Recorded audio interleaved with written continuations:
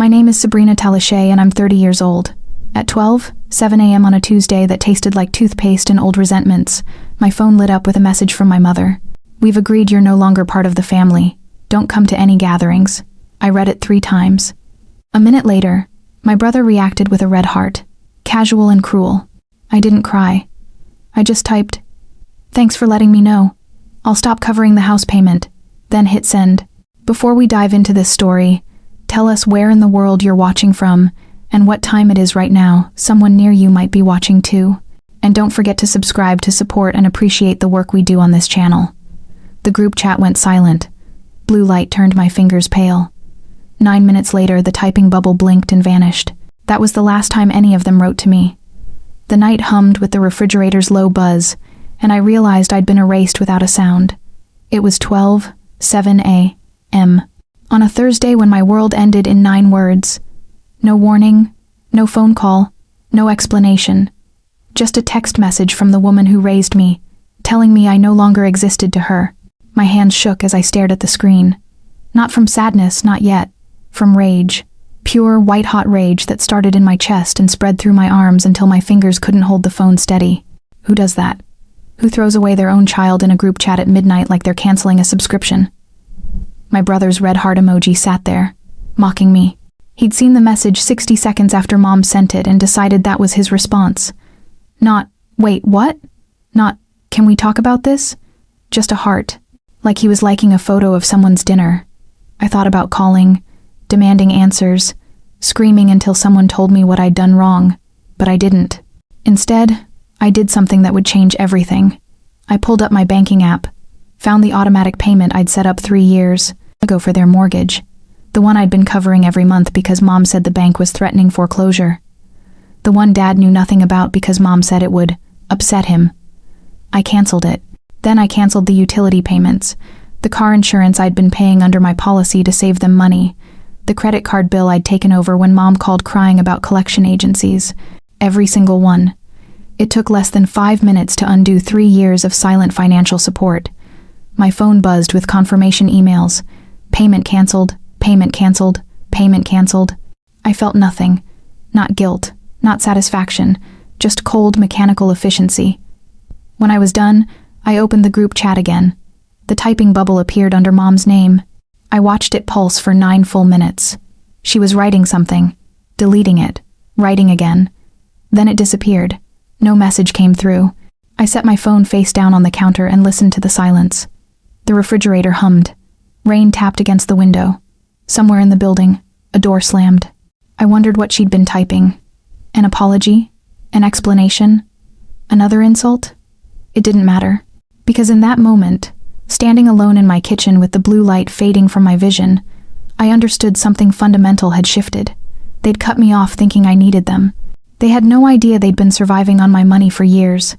And tomorrow morning, when the automated payments didn't go through, they were going to find out. I didn't sleep that night. I sat at my kitchen table and waited for my phone to ring. For anyone to call and explain. It never rang. By sunrise, I'd made a decision. If they wanted me gone, I'd give them exactly what they asked for. But I'd take every single thing I'd been providing with me. For years I had been their quiet safety net. Electric bills in my name, property taxes I paid without asking, the car insurance I'd tucked under my policy, because Mom said they couldn't afford it on their own. Each favor felt small until I added them together.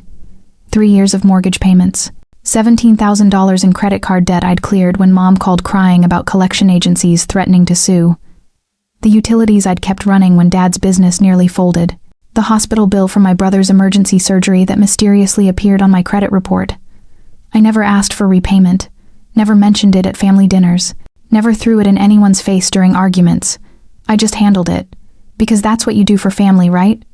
When Mom called at 2 a.m., panicking about foreclosure notices, I didn't hesitate. I set up automatic payments from my account straight to the bank. She made me promise not to tell Dad because it would crush his pride. I kept that promise for 3 years. When my brother totaled his car and his insurance lapsed, I added him to my policy. Cost me an extra $200 a month. He never thanked me, just texted the best with a thumbs up emoji and moved on with his life. I kept score exactly never. That was my mistake. Because now, Sitting in my kitchen at 12:16 a.m., staring at a text message that erased me from the family, I realized something brutal. They'd been using me this entire time, not because they loved me, because I was convenient. The moment I stopped being useful, I stopped being family. Now the silence after that text was louder than any argument we'd ever had. My phone sat on the counter, screen dark. No calls, no messages, just the automated payment confirmations I'd been ignoring for years, showing up every month like clockwork. I pulled up my banking app with shaking hands. The mortgage payment, scheduled for the 15th, 6 days from now. The utility bill, scheduled for tomorrow. The car insurance, renewed automatically in 3 weeks. Every single payment connected to people who had just disowned me in a group chat. My finger hovered over the first cancellation button. Did I really want to do this? Yes. I canceled the mortgage payment first, then the utilities, then the car insurance. Then I went through every recurring payment, every automatic transfer, every bill I'd quietly absorbed into my own finances over the years. It took 7 minutes to undo 3 years of financial support. 7 minutes to cut off the people who'd raised me. My phone didn't ring. Nobody called to ask what I was doing or beg me to reconsider. They had no idea what was coming. When I was done, I felt something shift inside me. Not guilt, not even satisfaction. Freedom. Thin and sharp, like breathing cold air after being trapped in a stuffy room for too long. They'd cut me off thinking they were in control, thinking they were punishing me for something I still didn't understand. They had no idea they'd been surviving on my money. Tomorrow morning the first payment would fail, then the next, then the next. And when Mom's phone started ringing with automated messages from the mortgage company, when Dad got the notice about the lapsed car insurance, when the electricity shut off because nobody paid the bill, they would finally understand. I wasn't just their daughter. I was the only thing keeping them afloat, and now they were drowning alone. I closed my banking app, set my phone face down, and went to bed. For the first time in 3 years, I slept through the night. A week later, my cousin texted, "Sorry about your mom being sick. You coming to the hospital?" I stared at my phone, read it twice, then 3 times. My chest went hollow. Nobody had told me she was ill. I called my cousin immediately. She picked up on the first ring. "Which hospital?" "Street Mary's, room 412. I thought you knew." I hung up and grabbed my keys. The drive took 23 minutes. I counted every one. My hands gripped the steering wheel so tight my knuckles went white. Rain hammered the windshield. Every red light felt like torture. When had she gotten sick? How long had she been there? Why didn't anyone tell me? The hospital parking lot was nearly empty. I left my car in a no-parking zone and ran inside. The fluorescent lights made everything look sterile and wrong. My shoes squeaked on the tile floor. "Room 412, I told the woman at the desk. She looked at her computer, frowned, looked at me. "What's the patient's name?" I gave her my mother's name, watched her type it in slowly, too slowly. She clicked her mouse twice. Her expression changed. "I'm sorry. Can you wait here for a moment?" "No. What room is she in?" "Please wait. I need to get the nurse." My heart started pounding. Something was wrong. Something was very wrong. A nurse appeared from behind a door wearing scrubs covered in tiny cartoon bears. She had kind eyes that immediately made me want to scream. "You're here for..." She said my mother's name like a question. "Yes, I'm her daughter. Which room?" The nurse touched my arm gently. I wanted to pull away. "I'm so sorry." She passed on Monday. The hallway clock ticked once, twice, 3 times before I could breathe. Monday, 3 days ago. She'd been dead for 3 days and nobody told me. There must be a mistake, I heard myself say. My cousin just texted me about visiting her. The nurse's face softened even more. I hated it. "I'm very sorry. The records show she passed Monday evening at 6:47 p.m. 6:47 p.m. I'd been at the grocery store, buying pasta, wondering if I should get the organic tomatoes or the regular ones. My mother died while I was comparing tomatoes. Was there..." My voice cracked. "Was there a service?" "I believe it was private. Family only. Family only." The words hit like a slap. I wasn't invited to my own mother's funeral. The nurse was still talking. Something about paperwork and belongings and condolences. Her words turned into static. The fluorescent lights buzzed overhead. Someone's pager beeped down the hall. "Did she..." I swallowed hard. "Did she ask for me?" The nurse checked her tablet. Scrolled. Kept scrolling. "I don't see anything in the notes. I'm sorry." "Of course she didn't. I left without another word. Walked back through that sterile hallway with its squeaking floors and buzzing lights and cartoon bear scrubs. Past the waiting room where a man slept in a chair. Past the vending machine humming in the corner. I got in my car and sat there. Didn't cry, didn't scream, just sat. My phone was in my hand. I didn't remember picking it up. I opened the family group chat. Scrolled up through days of silence. Nothing. No mention of illness. No hospital updates. No death announcement. They'd cut me out so completely that they didn't even tell me my mother was dying. I drove home in silence. No radio. No crying. Just the sound of rain and windshield wipers and my own breathing. When I got home, an envelope waited under my door. No stamp. Just my name. My hands shook as I picked it up. When I got home, an envelope waited under my door. No stamp. Just my name, written in handwriting I'd known my entire life. My mother's handwriting. I stood there staring at it for a full minute. My keys were still in my hand. My coat was still on. The hallway was silent except for the hum of my neighbor's TV through the wall. She'd written this before she died. My hands shook as I picked it up. The paper felt expensive, thick, cream-colored stationery she only used for important occasions. Weddings, graduations, condolences. I went inside and sat on the couch. Didn't take off my coat. Didn't turn on the lights. Just sat there in the gray afternoon darkness with an envelope from a dead woman. Finally, I opened it. The letter was short. 1 page. Her handwriting looked different, shakier, more urgent. Like she'd written it in a hurry or with hands that wouldn't cooperate. If you're reading this, I'm gone. My throat closed up. Don't hate me. I did what I had to do. I kept reading. They said you stole from the company. Said if I didn't cut you off, they'd destroy us. The house. Your father's business. Everything we built. They gave me proof bank records with your name. Transfers you supposedly made. I didn't want to believe it, but the evidence was right there. My hands started shaking so hard I could barely hold the paper. Your uncle said you'd been skimming for months. He showed me everything. Said you were about to get caught and the whole family would go down with you unless we cut ties immediately. He said it was the only way to protect everyone else. Uncle Marcus. The name hit me like a fist to the chest. I had to choose between you and the rest of the family. I'm so sorry. I know you'll hate me for this, but I did what I thought was right. I protected your father, your brother, everyone else. I just couldn't protect you too. The letter ended there. No, I love you. No, forgive me. Just her signature and the faint smell of her perfume, the same one she wore every Sunday to church. I read it 3 more times. Each time, the truth became clearer and more devastating. My family hadn't abandoned me because I'd done something wrong. They'd abandoned me because my uncle framed me for his crimes. And my mother believed him. She chose to believe I was a thief, rather than question her own brother. The letter slipped from my hands and fell to the floor. I sat there in the darkness as the afternoon turned to evening. My phone buzzed once, twice. I didn't look at it. Everything I'd believed about the past 3 weeks twisted sideways. The sudden silence. The group chat message disowning me. The way my brother had reacted with a heart emoji like it was nothing. They weren't just cutting me off. They were protecting themselves from a crime I didn't commit. My uncle had used my login credentials at his accounting firm to move money. He'd framed me perfectly, every transaction tied to my name, my computer, my access codes, and when it was about to get discovered, he convinced my mother I was the criminal. He'd sacrificed me to save himself, and she'd let him. I picked up the letter again, stared at my mother's shaky handwriting.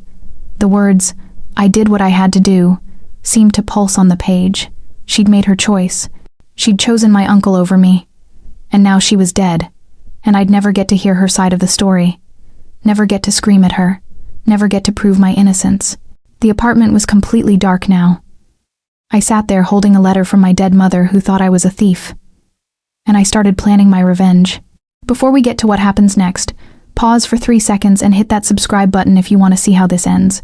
I promise you what she does next will shock you. Comment justice if you think she's doing the right thing, or mercy if you think she should have walked away. I'd spent 6 years at Marcus & Associates Accounting. 6 years managing payroll for 43 employees, balancing books for clients who trusted us with their life savings, cleaning up messes nobody else noticed or cared about. My uncle Marcus had hired me fresh out of college, said family helps family, said he saw potential in me, said I could build a real career there. I believed him. The office was small, just 8 of us crammed into a converted house downtown. My desk sat in the corner by the window where I could watch the street and pretend I wasn't trapped in a job that paid barely enough to cover rent. But it was family, and family matters. That's what I told myself every morning when I drove past better opportunities. One spring morning in April, everything changed. I was running the quarterly reports when I noticed something strange. A transfer for $32,000 from the Hartwell Medical Group account. It went to a vendor I'd never heard of. Pacific Solutions LLC. I checked the ledger. No invoice, no approval, no paper trail, just money disappearing. I searched for Pacific Solutions in our vendor database. Nothing. I Googled it. Nothing. The company didn't exist. My stomach dropped. I pulled up the bank records and started digging. Found more transfers. All to Pacific Solutions. All from different client accounts. All approved with my login credentials. My hands went numb. Over 9 months, someone had moved almost $400,000 using my access codes. I walked straight to my uncle's office without knocking. He looked up from his computer, smiled. "What's up?" "We have a problem." I showed him the transfers. Watched his face carefully. He frowned. Leaned closer. Clicked through the records. "That's strange," he said. "Strange? Someone stealing from our clients using my login." He sat back in his chair. Steepled his fingers. "Could be a system glitch. A glitch that only uses my credentials? For 9 months? His smile faded. "Be careful what you're accusing people of." The temperature in the room dropped 10 degrees. "I'm not accusing anyone," I said slowly. "I'm reporting fraud. It looks bad when you start throwing around words like that. People might think you're trying to cover your own mistakes." "My mistakes?" "Your login, your access, your responsibility." We stared at each other. The air between us felt sharp enough to cut. "I want to file a report with the board," I said. "I wouldn't recommend that." "Why not?" "Because right now this looks like an internal error. But if you make noise, it becomes an investigation. And investigations have a way of ruining careers." "Are you threatening me?" "I'm protecting you. That's what family does." I left his office without another word. A week later, IT locked me out of the system. "Routine security update," they said. "You'll have access back by Monday." Monday came. No access. I called IT. They transferred me to HR. HR said they'd look into it. Nobody called back. My uncle stopped making eye contact in the hallway. Other employees started whispering when I walked past. Someone moved my desk nameplate while I was at lunch. The silence was louder than any accusation. 2 weeks later, Mom stopped calling. I didn't connect it then. Didn't realize my uncle was building his defense. Didn't know he was already poisoning the family against me. I just knew something was wrong. And by the time I figured out what he'd done, how he'd used my credentials to steal from clients, how he'd framed me perfectly, how he'd convinced my mother I was the criminal, it was too late. They'd already cut me off. My uncle had sacrificed me to save himself, and my family believed him. Because blood runs thick unless money runs thicker. Now, sitting in my apartment with my mother's letter in my lap, I finally understood the full scope of his betrayal. He hadn't just stolen money. He'd stolen my entire life. But I was about to take it all back. I walked into the office 4 months later on a Tuesday morning. The receptionist's face went white when she saw me. "Is he in?" I asked. She fumbled with her phone. He's in a meeting." "I'll wait." I sat in the lobby on the same uncomfortable chair where I'd waited for job interviews 6 years ago. The same motivational poster hung on the wall. The same fake plant gathered dust in the corner. Nothing had changed except me. 20 minutes later, my uncle appeared in the doorway. His suit was perfect. His smile was rehearsed. The same smile he'd given me when he hired me fresh out of college. "This is a surprise," he said. "Is it? We're pretty busy today. Maybe you could call ahead next time. You framed me." The receptionist stopped typing. The lobby went silent, except for the hum of the fluorescent lights overhead. My uncle's smile didn't waver. "Why don't we talk in my office?" "Right here is fine." He glanced at the receptionist. "Back at me." His jaw tightened. "You're making a scene. I'm stating a fact. You used my login credentials to steal from clients. Then you convinced my mother I was the thief. That's a very serious accusation." "It's the truth." He took a step closer, lowered his voice. "Do you have proof?" "Not yet." "Then I'd suggest you leave before you say something you'll regret. You killed her, you know." That made him pause. "Excuse me?" "My mother. The stress of thinking her daughter was a criminal. You put that on her, and it killed her." Something flickered across his face. Guilt, maybe, or just annoyance at being caught. Your mother had a heart condition that you made worse. You gave her a choice, protect me or protect the family. And you rigged the choice so she'd pick you. She made her own decision, based on lies you fed her. We stared at each other. The air between us felt charged, like the moment before lightning strikes. Why'd you do it? I asked. We're family. Exactly. Family protects family. And sometimes that means making sacrifices. You didn't sacrifice yourself.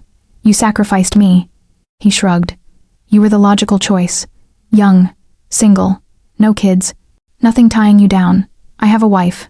Employees depending on me. Your father's business tied to my reputation. If I went down, everyone went down. So you threw me away to save yourself.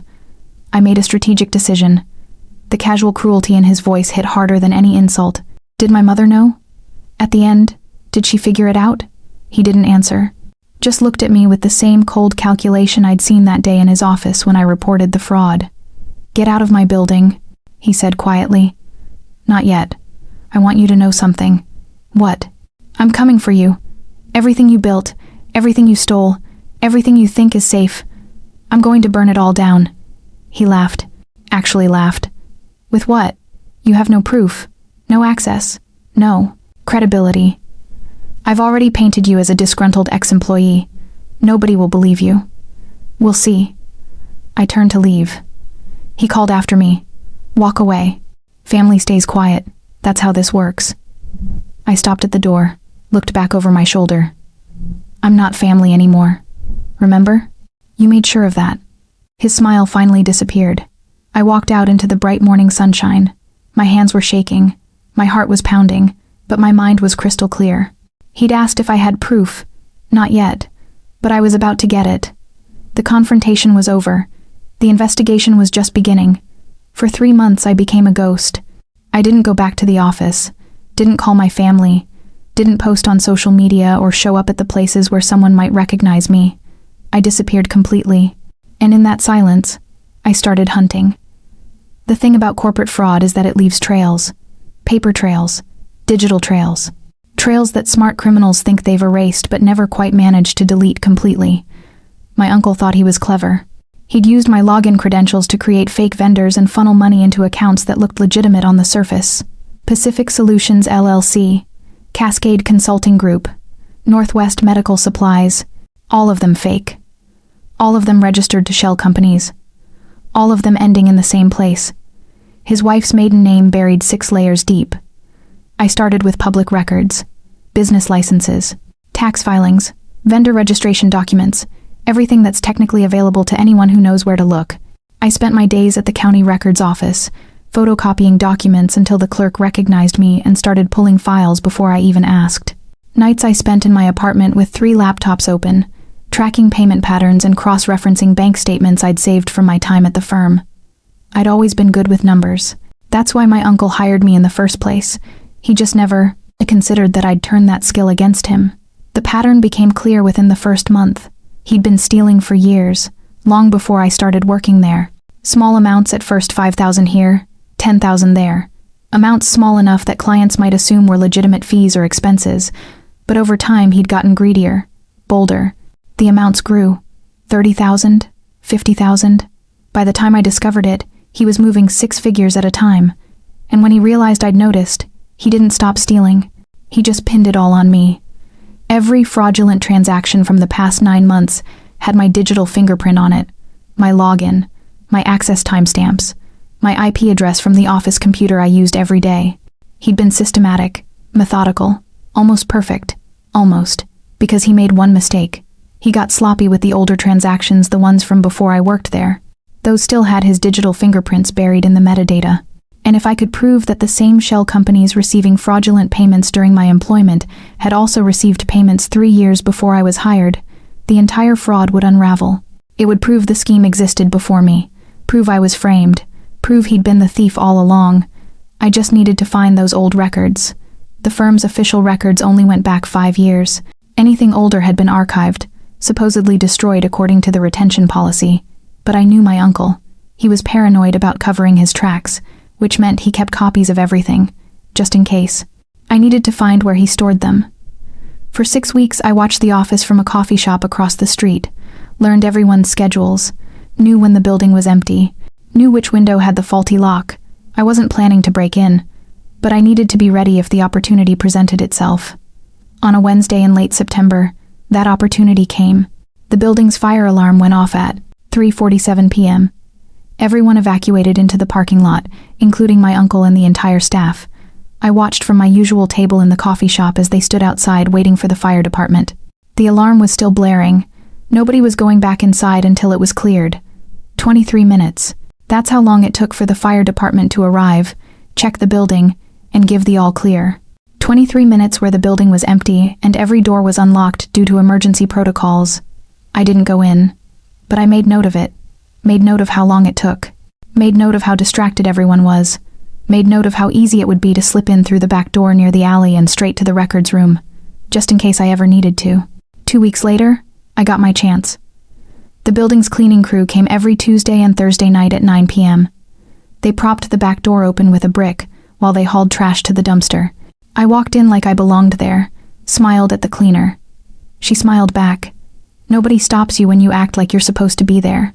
The records room was locked, but the key was hanging on a hook in the supply closet, same place it had been for 6 years. I found the archived boxes within 10 minutes, and inside those boxes, I found everything I needed to destroy him. This is where everything changes.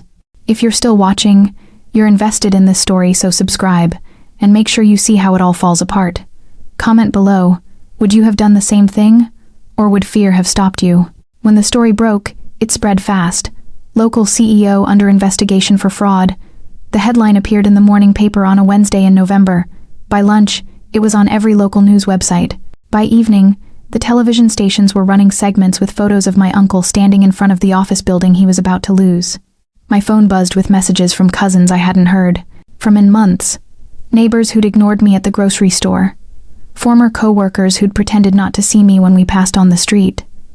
Everyone wanted to know if I'd heard, if I'd seen, if I knew. I didn't respond to any of them. Not one message from my father. I sat in my apartment watching the news coverage with the sound turned low. They showed his photo, the professional headshot he used on the company website where he looked trustworthy and competent. They showed the office building. They showed documents with sections blacked out for legal reasons. They didn't show my name.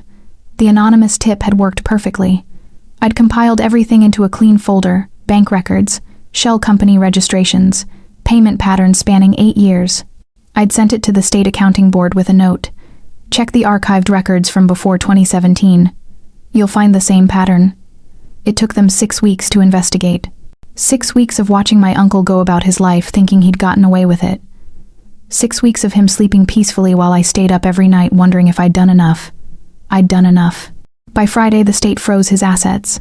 Cars seized, bank accounts locked. The office building got a notice taped to the door. Business operations suspended pending investigation. I drove past it that afternoon. Saw him standing in the parking lot talking to his lawyer. His perfect suit looked rumpled. His confident smile was gone. He looked smaller somehow. Older. I kept driving. By the following week, they'd charged him with embezzlement, wire fraud, and falsifying business records. 17 counts total. The news said he could face 20 years if convicted. His wife filed for divorce 3 days after the charges dropped. Smart woman. She wanted her name separated from his before the trial started.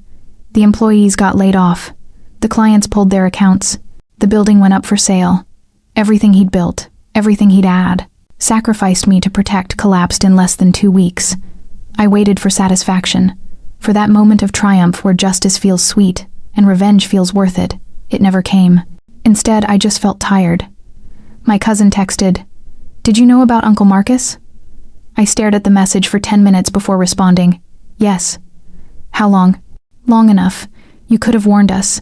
I almost laughed. Warn them? They'd cut me off without a second thought. Believed I was a thief without asking for my side of the story.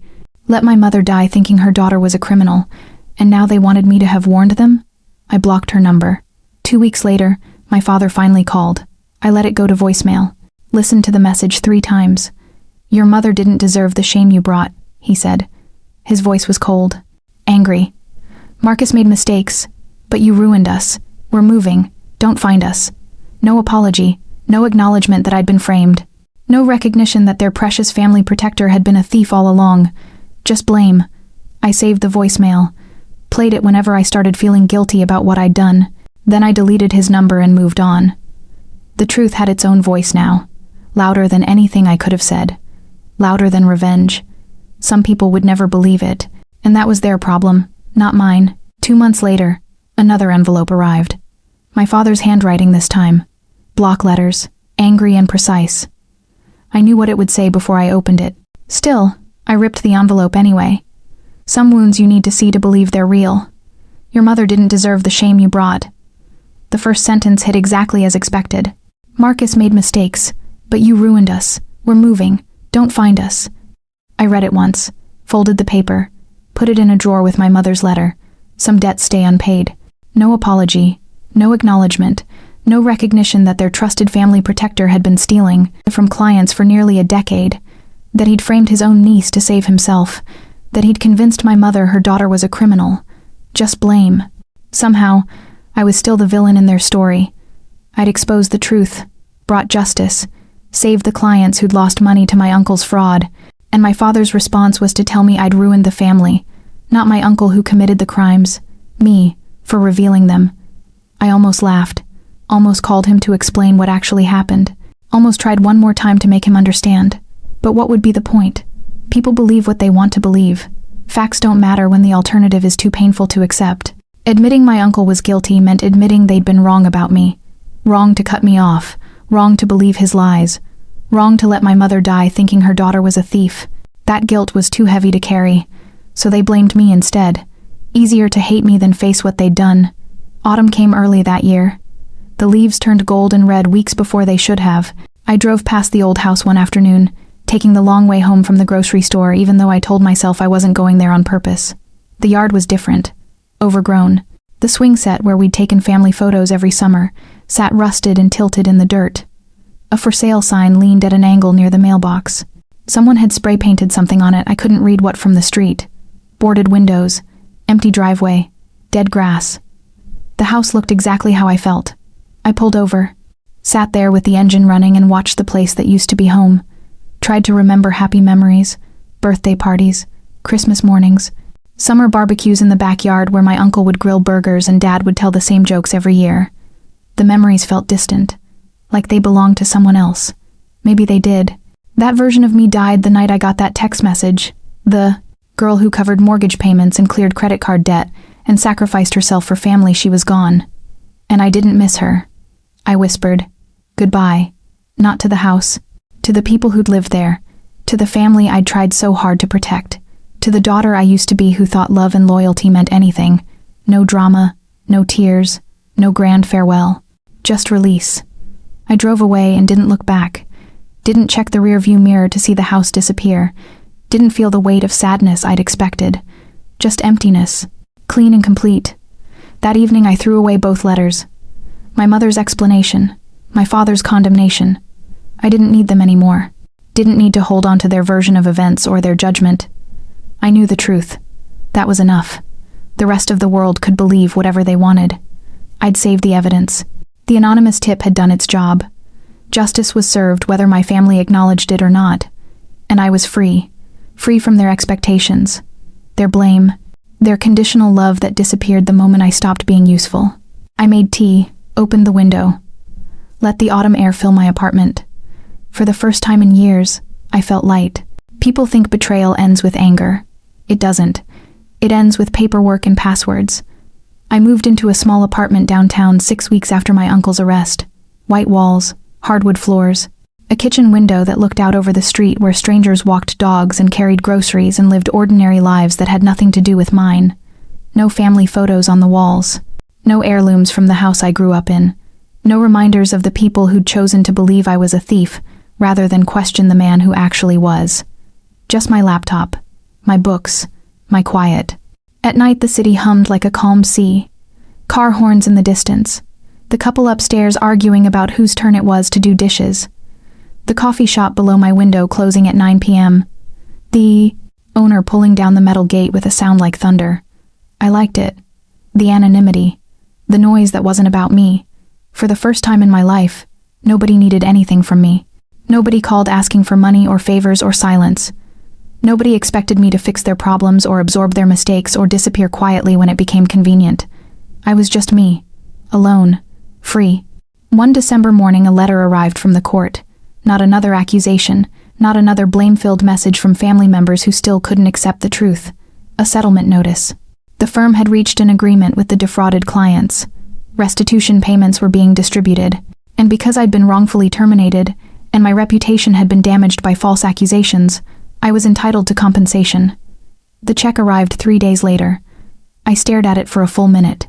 6 figures. More money than I'd made in 3 years at the firm.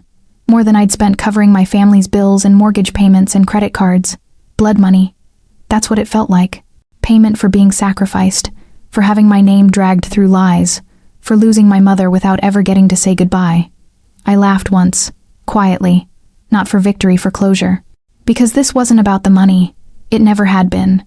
This was about being seen, about the world acknowledging that I'd been wronged, that the truth mattered even when the people who should have cared most chose to ignore it.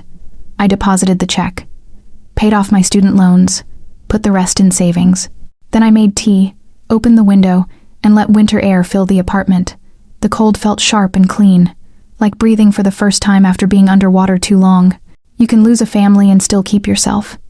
Sometimes that's the only part worth saving. My phone sat on the counter, silent. No messages from my father. No apologies from cousins who'd ghosted me. No acknowledgement from anyone that they'd been wrong. And I realized I didn't need it anymore. Their validation, their recognition, their belated understanding of what actually happened. I knew the truth. The court knew the truth. The clients who got their money back knew the truth. That was enough. I thought about my mother sometimes, wondered if she'd figured it out before she died.